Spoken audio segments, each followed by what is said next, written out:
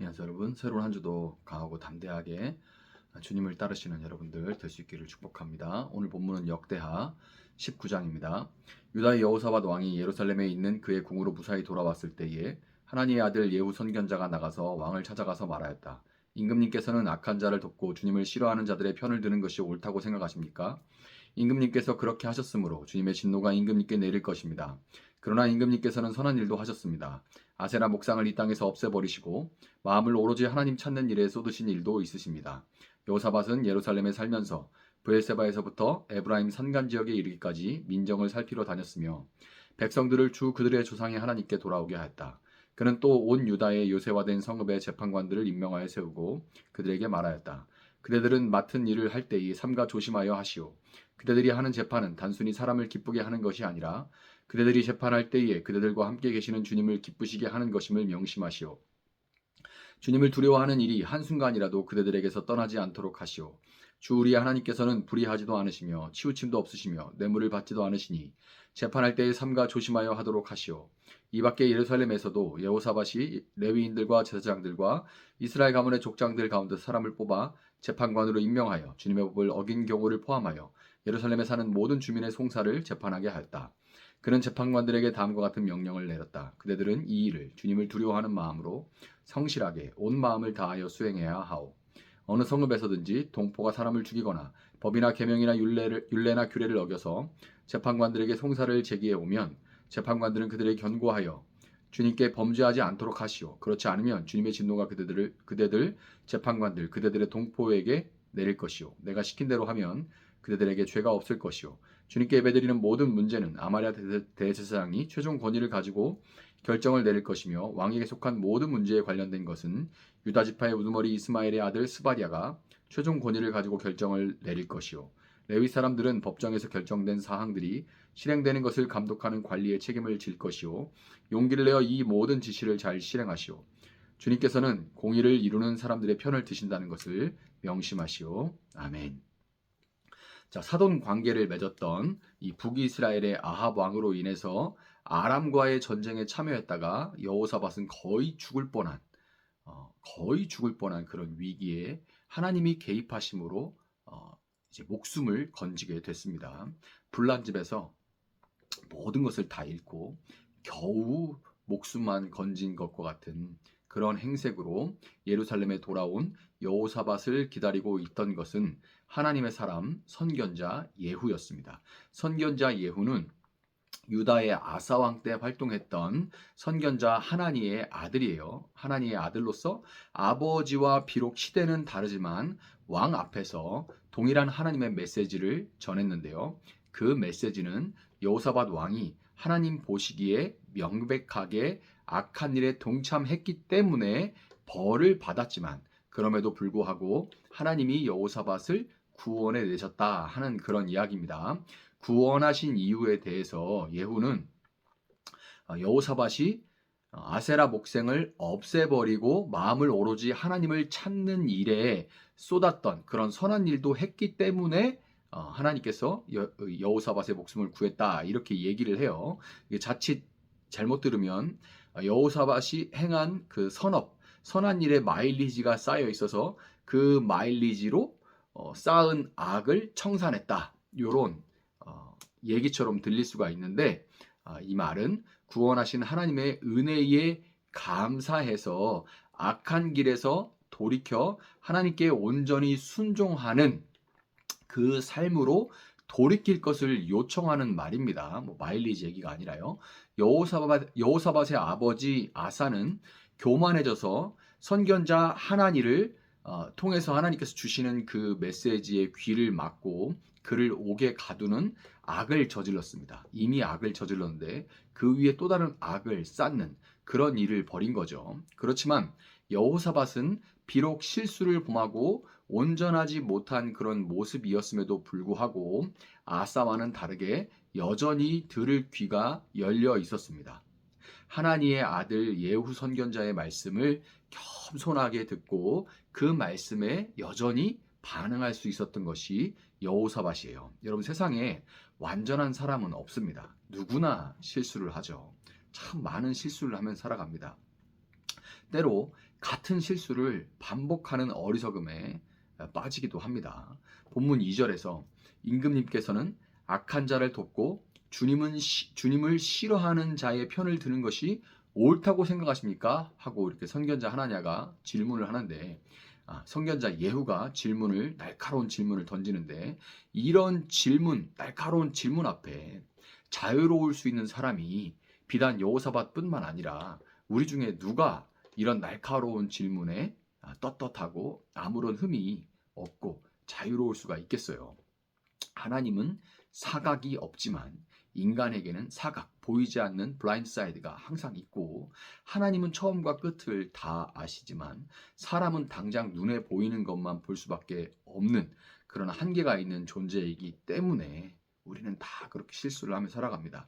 연예인이나 운동 선수들 어떤 행동에 대해서 막 급하게 비난했다가 기사 하나 뜨고 그러면 막 금방 막 불같이 일어나서 막 비난하고 비판했다가 그랬다며 아이고 어떻게 그런데 이렇게 막 비난했다가 훗날 그게 아니었다는 것을 알게 돼서 무안하기도 하고, 또 흥분하면서 막 지지했던 정치인이나 어떤 정당에 대해서 훗날 막 굉장히 실망하는 그런 경험들도 여러분들 다 경험해 보셨을 거예요. 이뿐만이 아니죠. 아합의 악은 크게 우상을 숭배한 것과 나봇의 포도원을 빼앗은 것과 같은 힘에 의존한 갑질, 하나님이 다스리시는 방식이 아니라 철저하게 힘에 의존한 그 갑질, 우상을 숭배한 것과 함께 나봇의 포도원을 탐욕 때문에 나봇을 죽게 만들면서 그 나봇의 포도원을 훔치죠. 빼앗아내죠. 이미 막 잔뜩 가지고 있는데도 갑질을 한 거예요. 자, 그런데 이 갑질을 당하면 당했지 나는 한 적은 없다고 생각할 수가 있겠지만, 죄로 인해서 철저하게 왜곡된 이 피라미드 구조 속에서 살고 있는 우리는 때로는 알면서 때로는 알지 못하는 부지 중에 악한 자를 내가 돕거나 주님이 싫어하시는 세상의 논리, 힘의 논리를 나도 모르게 따라가고 있는 경우가 참 많아요. 이것을 피할 수가 없습니다. 그렇기 때문에 믿는 자에게 무엇보다 가장 큰 복은 뭐냐면, 연약함으로 인하여서, 한계로 인하여서 편협하고 실수하고 넘어짐에도 불구하고 여전히 하나님의 말씀을 들을 수 있는 귀와 겸손한 마음, 이것이 믿는 자들의 가장 큰 복이에요. 여러분, 나이가 들어간다는 것은 자칫하면 내 생각과 경험이 쌓여가면서 나는 틀리지 않고 틀릴 수 없다는 그 아집의 성이 견고해지는 과정이 되기도 합니다. 나이가 들어간다는 것은 아집의 성이, 그 성벽이 두꺼워지고 견고해지는 과정이 될 수도 있어요. 다 그런 건 아니지만, 하나니나 예후와 같이 바르게 하나님의 말씀을 들고 서는 사람이라면 목회자가 전하는 하나님의 말씀은 어제나 오늘이나 대동소이합니다.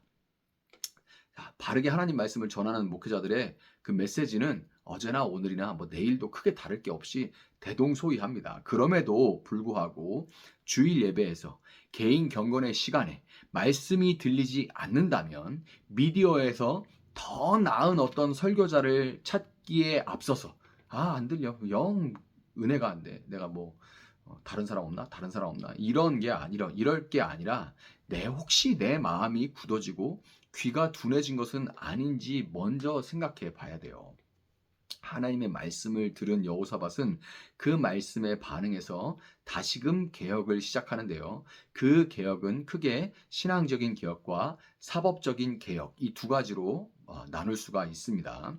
여호사밧은 우선 신앙적으로 예루살렘에 살면서 브엘세바에서부터 에브라임 산간 지역에 이르기까지 민정을 살피러 다녔으며, 백성들을 주 그들의 조상의 하나님께 돌아오게 하였습니다. 브엘세바에서 에브라임 산간 지역이라는 말은 남유다 영토의 전역을 의미하는 거예요. 남유다 영토 전부를 이야기하는 겁니다. 자, 여기를 전부 다니면서 여호사밧은 민정을 살펴서 이스라엘이 가나안 문화와 풍습에 물들어 있는 것은 없는지, 하나님보다 더 붙들고 의지하는 것은 그런 우상들은 없는지 돌아보아서 그들로 하나님께 돌이키게 한 겁니다.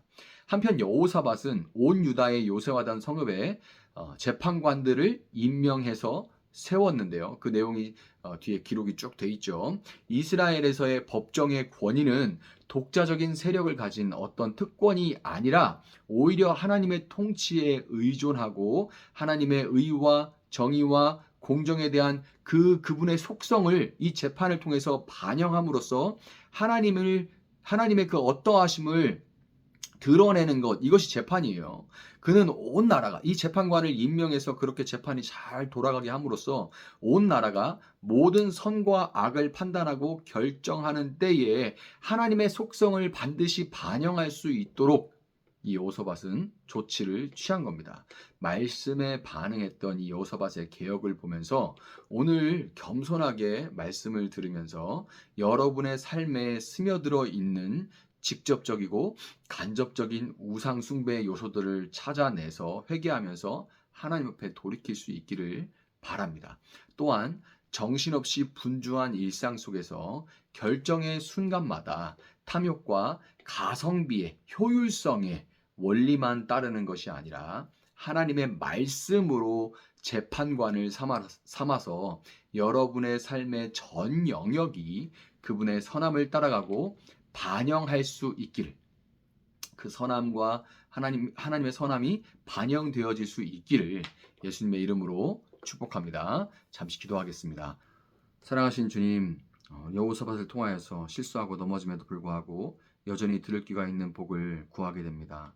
주님, 말씀이 다시 들리게 하시고 그 말씀을 통하여서 우리 삶이 온전히 개혁될 수 있도록 주님 도와주시기를 원합니다.